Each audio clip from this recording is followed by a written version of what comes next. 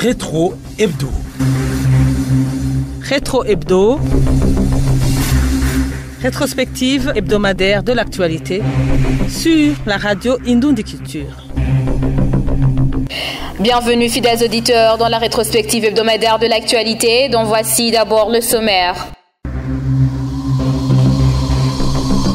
Visite du secrétaire d'État du Vatican au Burundi. Parmi les moments forts figure la signature de 7 accords de coopération, l'inauguration d'un monument en l'honneur du nonce apostolique Michael Courtney qui a trouvé la mort au Burundi en 2003, l'élevation au rang de basilique du sanctuaire marial de Mugera. Nous revenons sur la revue à la hausse des prix des boissons de la brasserie et limonaderie du Burundi, Brarudi, et des commentaires des consommateurs et des commerçants de ces boissons. Autre fait marquant, c'est la commémoration du massacre de Banyamulenge à Gatumba, dont la communauté réclame toujours justice 21 ans après. Des perturbations dans la fourniture du courant électrique ont continué durant cette semaine. Nous parlerons de leur impact dans les provinces Bujumbura et Burunga. Condamnation de 2 hommes par le tribunal de grande instance de Rumonge à une peine d'emprisonnement d'1 année et au paiement d'1,5 million d'amende. Les détails, c'est dans cette rétrospective hebdomadaire de l'actualité. Encore une fois, bienvenue dans cette rétrospective hebdomadaire de l'actualité. Je vous le disais en titre, visite au Burundi depuis le mardi de cette semaine jusqu'au 18 août du secrétaire d'État du Vatican, Pietro Parolin. À l'issue d'une rencontre avec le chef d'État burundais ce mercredi, le gouvernement burundais et le Vatican ont signé 7 accords de coopération portant notamment sur la santé, l'éducation et la sécurité. Des pèlerins, des dignitaires du pays, les évêques catholiques du Burundi, le président de la République ainsi que le secrétaire d'État du Vatican se sont rassemblés ce vendredi au sanctuaire marial de Mugera pour célébrer la solennité de l'Assomption. Le chef de l'État a demandé au délégué du Saint-Siège de transmettre son invitation au souverain pontife à venir au Burundi et à nommer un cardinal burundais responsable du sanctuaire désormais élevé au rang de basilique, dite de Antoine de Padoue. Le secrétaire d'État du Vatican a souligné dans son homélie que l'Assomption de la Vierge Marie est un gage que les chrétiens monteront au ciel et les a appelés à suivre le chemin douloureux qu'elle a parcouru jusqu'au pied de la croix. Anissé Nangouvou nous en dit plus. La célébration de la solennité de l'Assomption qui s'est déroulée ce vendredi au sanctuaire marial de Mugera a été l'occasion de publier que l'église de la paroisse Mugera est désormais basilique et mineure au Saint-Antoine de Padoue. Devant une foule de fidèles pèlerins, les membres des différents corps et responsables des diverses institutions de l'État, les évêques catholiques du Burundi et le secrétaire d'État du Saint-Siège, le président de la République du Burundi, Evariste Ndayishimiye, a indiqué que ce cadeau de la basilique mineure Saint-Antoine de Padoue de Mugera est un gage d'unité entre l'église catholique du Burundi et le Vatican. Il a émis le souhait de voir ce lieu constitué en havre de paix et de construction nationale. Le numéro 1 burundais a chargé l'envoyé spécial du souverain pontife de lui transmettre son invitation pour venir visiter le Burundi. Il a poursuivi en demandant au pape Léon XIV, à travers son délégué, à nommer un cardinal local responsable de cette basilique, Saint-Antoine de Padoue de Mugera. À son tour, Monseigneur Bonaventure Nahima, archevêque du diocèse catholique de Gitega et président de la conférence des évêques catholiques du Burundi, a souligné que cette année, les pèlerins au sanctuaire marial de Mugera se sont révélés plus nombreux que d'habitude pour exprimer leur gratitude face à ce cadeau du Saint-Siège.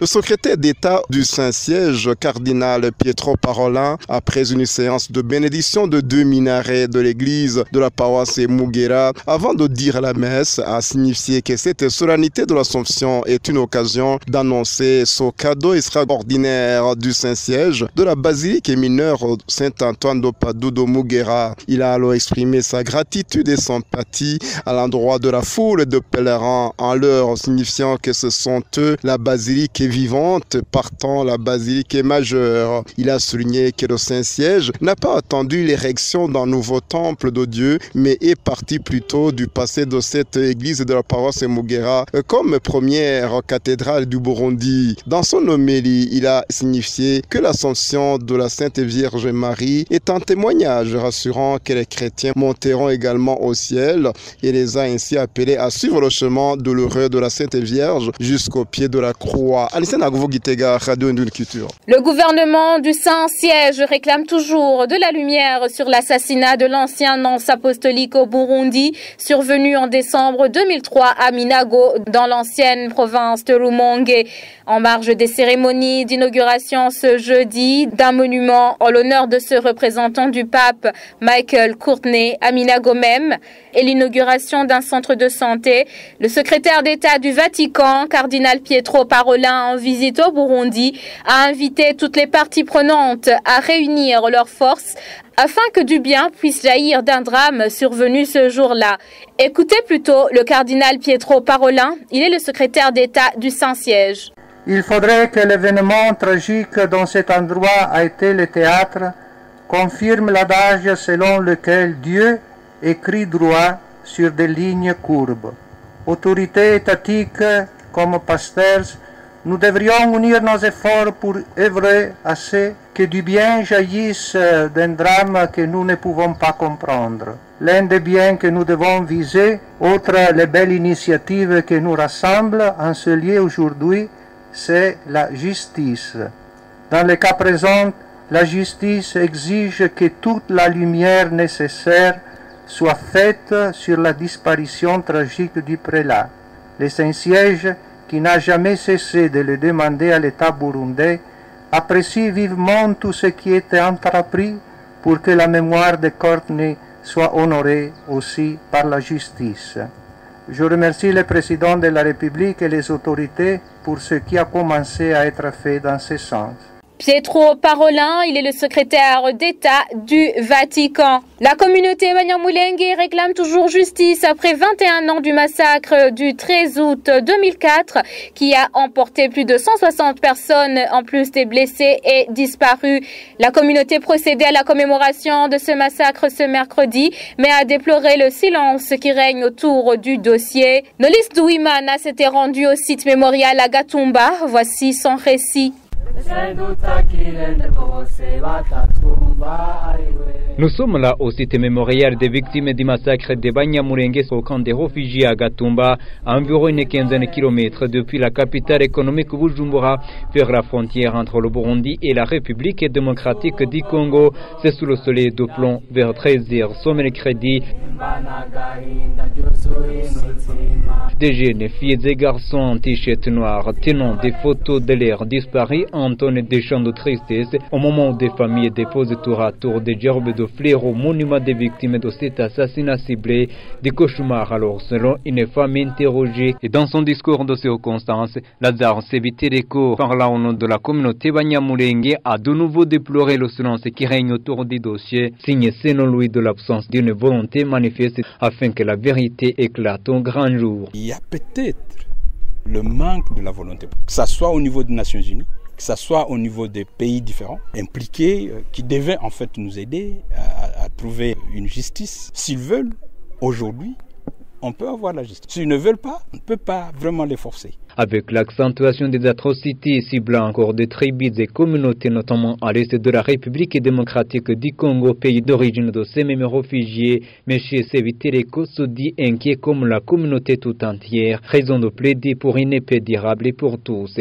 On veut que tout le monde qui est impliqué d'une manière ou d'une autre soit aussi impliqué pour la recherche de cette paix. À la 21e fois de commémoration du massacre, les grands absents étaient les représentants du gouvernement au site mémorial, sauf quelques leaders communautaires et policiers attachés aux environs. Et nous avons joint au téléphone et la porte-parole du ministère de la Justice et la porte-parole de la Cour d'appel pour connaître l'état d'avancement des dossiers relatifs aux crimes en question sans succès.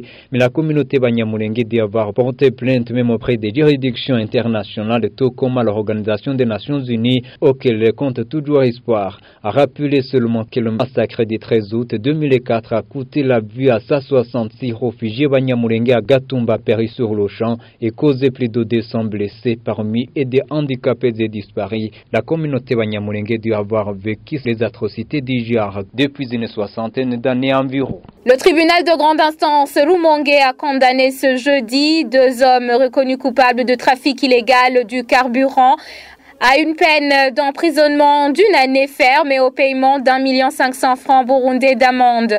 Le carburant était trafiqué en provenance de la Tanzanie à partir des frontières de la commune Nyanzalak en province Burunga. C'est une information que nous devons à notre correspondant Serge Sindaigaya, lu par Égide Nahayo. Les 2 hommes ont été arrêtés mercredi 13 août de cette semaine sur la colline Mutambara, commune d'Orumonge, et jugés dès le lendemain, jeudi donc, par le tribunal de grande instance siégeant à Rumonge. Les prévenus, identifiés comme Asman Tuyihimbaze, originaire d'Omuyange, en commune de Nyanza, dans la province d'Oburunga, et Paul Ndagijimana, originaire d'Okawarore, province Butanyerera, vivant tous les 2 donc à Nyanza. Ils ont été interceptés en possession de 440 litres de carburant transportés dans un véhicule aménagé en citerne pouvant contenir plus de 500 litres. Les 2 hommes donc ont reconnu les faits, affirmant toutefois travailler pour un officier de la police portant le grade de colonel identifié comme Moïse Arakaza alias Nyeganyega. Ce dernier avait lui aussi été attrapé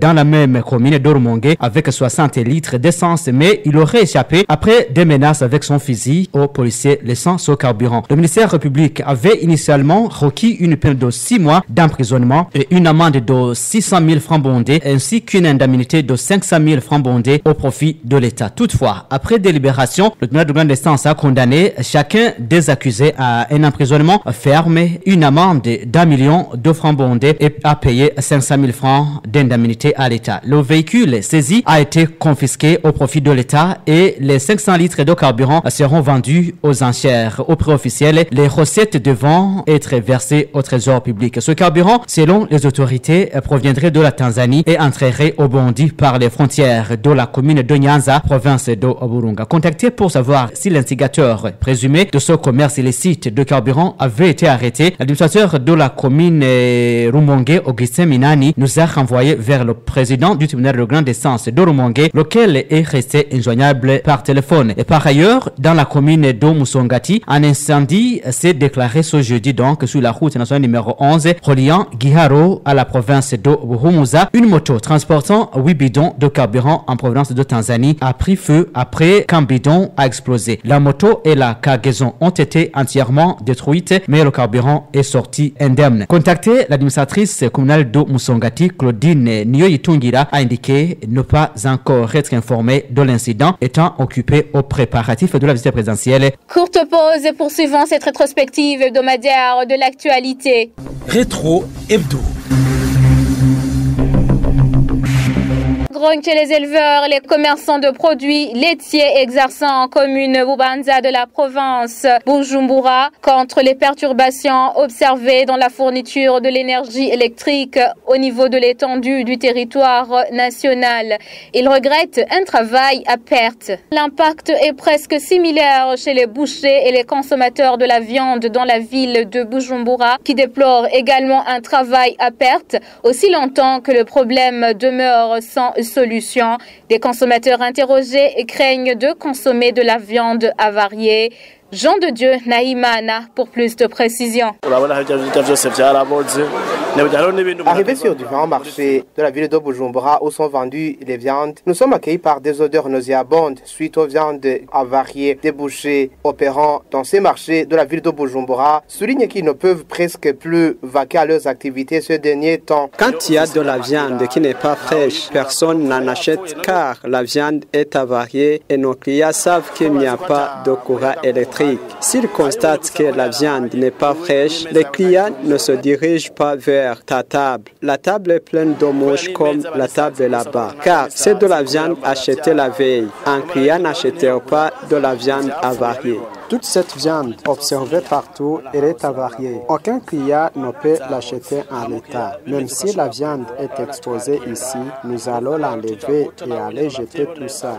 Regardez toute cette quantité de viande. Tout ça, c'est beaucoup d'argent perdu. Ces bouchers affirment que depuis le début des coupures intempestives du courant électrique dans différents coins de la ville, certains ne travaillent plus et d'autres ne s'approvisionnent qu'en petites quantités. Au lieu d'acheter une vache entière, ils n'achètent qu'une partie.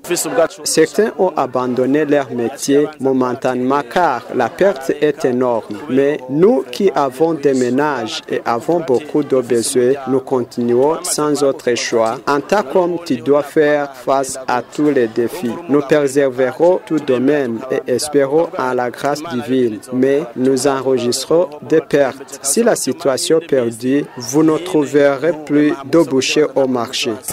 Les consommateurs de viande indiquent que depuis le début des coupures du courant électrique, ils en achètent avec inquiétude, craignant que la viande ne soit avariée.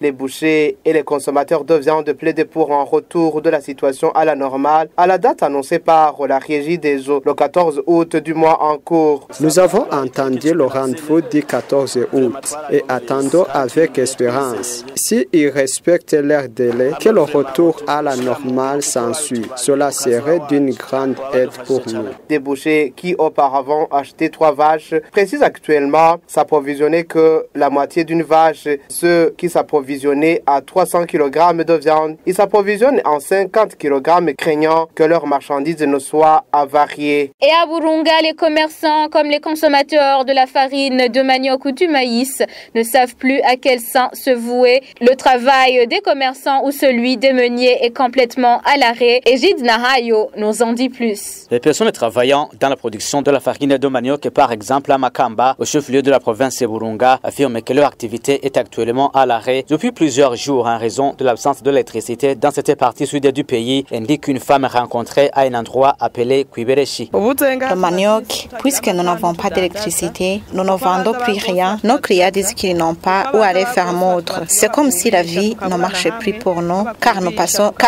tout notre temps ici sans rien faire. Ceux qui exercent le métier de meunier ou de décortiqueur disent également que la vie n'est pas facile pour eux en ce moment, car ils n'ont plus de travail, selon le témoignage d'un travailleur du secteur recueilli dans la même localité. Nous menons une vie très difficile parce que nous n'avons pas d'électricité. Nous ne faisons plus rien. Nous vivons dans l'austérité. Les consommateurs de la farine, du manioc ou le maïs affirment eux aussi avoir de difficultés puisqu'ils n'ont plus d'endroit où moudre, d'après une femme interrogée. Je venais pour faire moudre le manioc et voilà qu'il n'y a pas d'électricité. Ce que j'ai même acheté avant se trouve toujours chez le meunier. Nous sommes frappés par la faim car c'est la fin d'ailleurs de récolte de patates douces. Nous n'avons pas une alternative à cause de l'absence de l'électricité.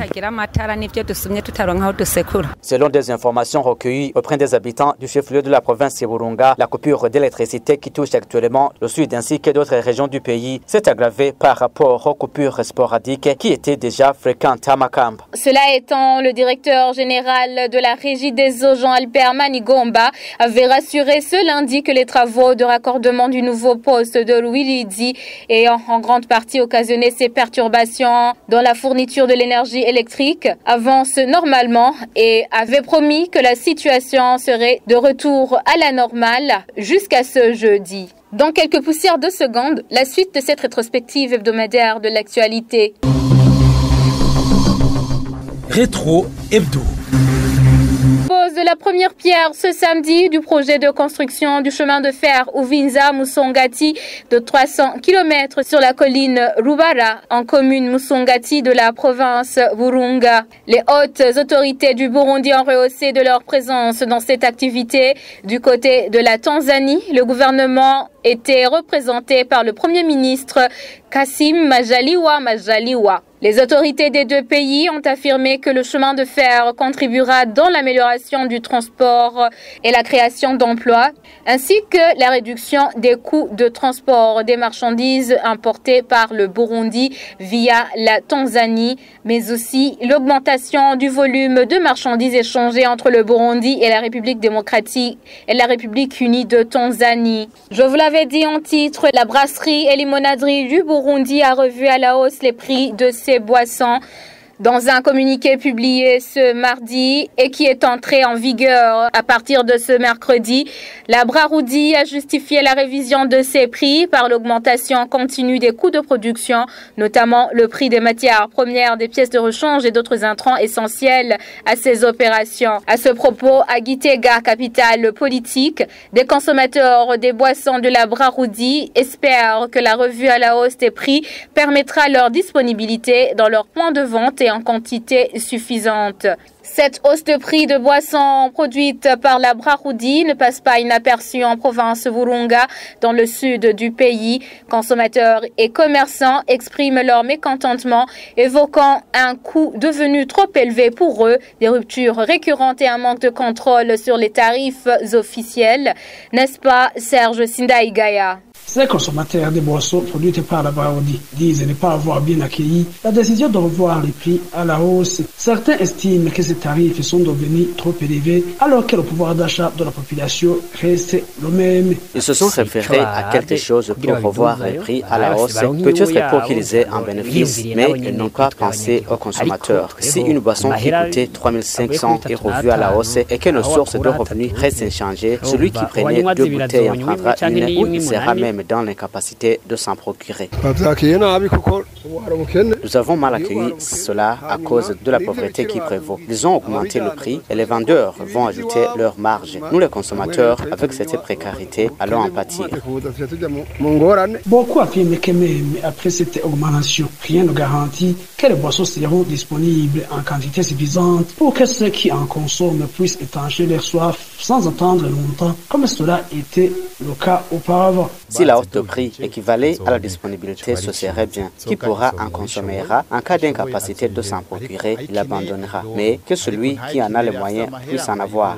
Les consommateurs pointent également du doigt certains commerçants qui accusent de ne pas respecter les prix fixés et reprochent à certains responsables administratifs de ne pas veiller à leur application stricte. Si la disponibilité est assurée, ce serait bien, mais le prix reste élevé, qu'ils essaient donc de le revoir à la baisse par la suite, que l'État fournisse un effort pour faire respecter ces prix officiels qui ne sont pas respectés dans beaucoup d'endroits. De leur côté, les commerçants reconnaissent qu'ils s'attendaient à une hausse, mais demandent à la Braroudi de leur fournir régulièrement les boissons afin de faciliter leur travail au quotidien. Ce sont les prix de boissons qui se sont raréfiés, qui ont été revus à la hausse. Du côté des grossistes, nous avions plaidé pour cela, vu leur ancien prix qui était inférieur à celui des nouvelles boissons, alors que ce sont les anciennes boissons qui sont préférées par les consommateurs. Le mieux serait que ces boissons soient disponibles. Précisons que cette augmentation intervient alors que les prix officiels étaient déjà difficilement respectés. Les détaillants expliquent que cette situation s'explique par la rareté des livraisons, le paiement des loyers pour leurs locaux, la prise en charge des salaires de leurs employés ainsi que les taxes qu'ils doivent verser régulièrement à l'État. Depuis Burunga, Serge Sindaïgaya pour la radio Nuniculture.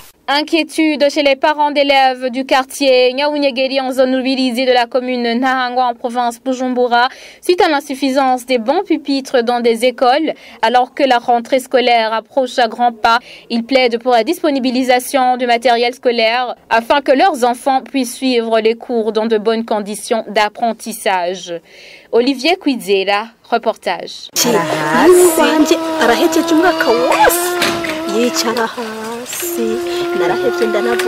Il s'agit des résidents du quartier Nyaounyegeri qui s'inquiètent toujours de l'insuffisance des bancs pupitres à l'école fondamentale de Nyaounyegeri alors que la rentrée de l'année scolaire 2025-2026 s'approche. Certains parents font savoir que leurs enfants vont s'asseoir par terre comme il s'est remarqué dans l'année précédente. Ces parents disent que ce problème persiste car ils n'ont vu aucune réaction de la part des intervenants dans ce domaine. Nous remarquons toujours de l'insuffisance des bancs pupitres. Je vois que l'année scolaire va débuter avec ce problème. Il y a de bancs pupitres qui sont cassés, des élèves vont s'asseoir par terre. Des parents avec qui nous sommes entretenus signifie que les uniformes de leurs enfants seront toujours sales. D'autres problèmes avancés par des résidents trouvés sur terrain, ce sont les conditions d'apprentissage pendant les cours qui seront perturbées. Ils reviennent alors au rendement scolaire qui risquerait d'être réduit. Ils appellent aux intervenants dans le domaine de l'éducation à contribuer pour rendre disponible son matériel scolaire. Quand les enfants s'assoient par terre, leurs habits restent toujours sales. L'enfant sera perturbé surtout dans la prise des notes pendant les cours dans la classe car il ne sera pas à l'aise avec cette place. Il faut qu'on disponibilise ces bancs pupitres pour faciliter ces enfants car l'école est devenue surpeuplée. À ce sujet qui existe depuis l'année scolaire 2024-2025, la direction de l'école fondamentale de Nyawunyegeri dit avoir reconnu cette situation. Elle a tout de suite promis la rédaction de la radio Indundi Culture de s'exprimer dans nos éditions ultérieures. Le chef de quartier Nyawunyegeri fait savoir qu'il est au courant de cette question. Célestin Hundwanayo explique que cela est dû au déplacement des personnes de différents coins du pays vers ce quartier. Il a donc indiqué que l'administration locale s'organise pour monter de bancs pupitres qui sont cassés. En cas de bancs pupitres, nous avons fait de bonnes collaborations avec la direction de l'ECOFO. Nous cherchons à menuisier qui va assurer le rassemblage. Jusqu'à présent, nous avons réparé plus de 50 bancs pupitres et d'autres sont en cours de réparation dans le cadre d'améliorer la qualité de l'éducation. L'école fondamentale de Nyawunyegeri de la zone Rubirizi, commune Nahangwa en province Bujumbura, avait dans l'année scolaire 2024-2025 un effectif de plus de 2600 élèves et jusqu'à présent la dite école connaît 14 classes. Des ménages vatois résidant le site Nyarumanga à l'ouest de la ville de Bujumbura réclament l'opérationnalisation du programme du gouvernement visant l'octroi des terres cultivables aux ménages vatois du Burundi. Avec le nouveau gouvernement, ces ménages regrettent avoir longtemps attendu leur sort sans succès, quoique cela ait commencé à être mis en application dans certaines provinces par le gouvernement sortant. Pour plus de précision, Égide Nahayo. Ces Batois de la zone de Buterere dénoncent le manque de terres dont ils souffrent depuis de nombreuses années. Ils affirment n'avoir jamais été distribués de terres afin qu'ils puissent vivre comme les autres Burundais malgré des promesses déjà faites. Nous avons depuis longtemps entendu des annonces sur les ondes qu'il y a des terres réservées aux Batois, mais entendu que les Batois d'autres provinces ont eu des terres. Mais nous savons quel sera notre sort en tant que les Batois de Buterere. Et pourtant, nous avons des enfants. Nous demandons que ce nouveau gouvernement pense à nous pour nous donner des terres comme ils l'ont fait pour les autres. Cette absence de terre pour les Batois de Buterere plonge leur famille dans une pauvreté extrême, raconte un septuagénaire rencontré dans le site de Nyarumanga, toujours dans cette zone de Buterere. Le nouveau gouvernement plaide pour nous afin d'avoir où loger ou cultiver pour faire vivre nos familles. Ces populations autochtones regrettent que leur force de travail soit mise au service des autres, surtout dans des tâches journalières, au lieu d'être utilisées pour cultiver leurs propres terres, ce qui maintient leur famille dans une insécurité alimentaire permanente. Nous avons des enfants qui sont sur le bas de l'école, qui nous donnent alors ces terres dont nous entendons toujours parler par l'État. Nous avons la force de cultiver et d'ailleurs nous cultivons pour les autres, pour les tâches journalières, pour nourrir nos enfants, qui nous donnent ces parcelles pour voir comment nous allons les exploiter. L'oubli des Batois en matière d'attribution de terres n'est pas nié par le chef de l'État Evariste Ndayishimiye. Lors de la célébration de la journée internationale dédiée aux peuples autochtones vendredi dernier, il a pourtant réaffirmé que les Batois devraient bénéficier de terres au même titre que tous les autres Burundais, comme le prévoit la constitution du Burundi. Nous devons donner la dignité aux Batois. Je le déclare en présence du président de la Cour constitutionnelle. La constitution définit bien que tout Burundais est où loger. Désormais, que les Batois cessent d'errer, qu'ils aient des terres pour cultiver, construire et faire de l'élevage. Les Hutus et Tutsis ont eu leur terre. Pourquoi pas les Batois? En plus de l'accès aux terres, les Batois sont également appelés par les pouvoirs publics à s'investir dans d'autres projets de développement tels que l'élevage. C'est ainsi que nous venons au terme de cette rétrospective hebdomadaire de l'actualité. Merci auditrices et auditeurs de l'avoir suivi. Rétro Hebdo. Rétro Hebdo. Rétrospective hebdomadaire de l'actualité sur la radio Indoundi Culture.